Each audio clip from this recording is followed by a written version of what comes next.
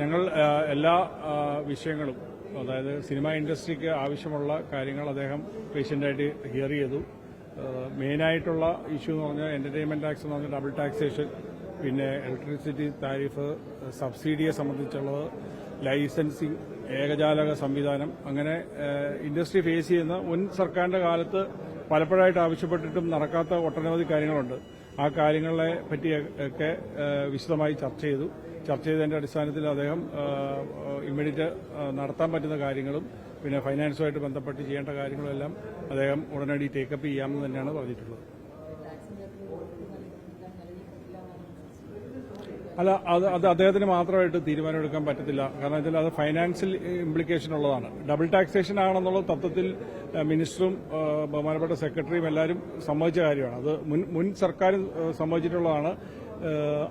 കഴിഞ്ഞ സർക്കാർ ഇറക്കിയ ഫിലിം പോളിസിയിലും അതൊരു ഗൈഡ് ലൈനായിട്ട് പറഞ്ഞിട്ടുണ്ട്. ഇൻഡസ്ട്രി പറയുന്ന ഈ എന്റർടൈൻമെന്റ് ടാക്സ് എന്ന് പറയുന്ന ഡബിൾ ടാക്സേഷനാണ്. കാരണം അത് വളരെ വിശദമായിട്ട് പറയേണ്ടതെന്ന് വെച്ചാൽ 970 പഞ്ചായത്തുകളും 87 മുനിസിപ്പാലിറ്റിയും 6 കോർപ്പറേഷനും അടങ്ങുന്ന തദ്ദേശ സ്വയംഭരണ സ്ഥാപനങ്ങളിൽ എത്രയിടത്ത് തിയേറ്റർ ഉണ്ടെന്ന് ഉള്ളത് പരിശോധിച്ചു കഴിഞ്ഞാൽ അറിയാം അത് ഡബിൾ ടാക്സേഷൻ ആണോ ഇല്ലയോ എന്നുള്ളത്.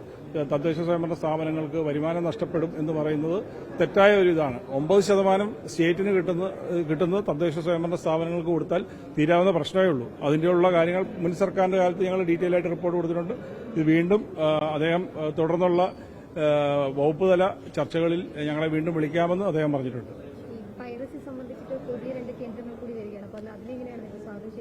തീർച്ചയായിട്ടും ഫിലിം പൈറസി എന്ന് പറയുന്നത് വലിയൊരു മെനസായിട്ട് നമുക്ക് എല്ലാവർക്കും അറിയാവുന്നതാണ്. സിനിമ റിലീസ് ചെയ്ത് പിറ്റേ ദിവസം തന്നെ പൈറസി വരികയാണ്. അപ്പം ഇപ്പൊ തിരുവനന്തപുരം കേന്ദ്രീകരിച്ച് മാത്രമേ കേരളത്തിലുള്ളൂ. അപ്പോൾ അത് കൊച്ചിയിലും കോഴിക്കോടും കൂടെ യൂണിറ്റ്സ് തുടങ്ങാമെന്നുള്ളതാണ് അദ്ദേഹം ഉറപ്പ് വന്നിട്ടുള്ളത്. കഴിഞ്ഞ സർക്കാർ പറഞ്ഞ പല കാര്യങ്ങളും നടപ്പിലാക്കിയിട്ടില്ല. പുതിയ സർക്കാരിന്റെ ഇന്നത്തെ ഒരു മീറ്റിംഗിൽ പ്രതീക്ഷയോടെ തന്നെയാണ് എല്ലാ സംഘടനകളുള്ളത്.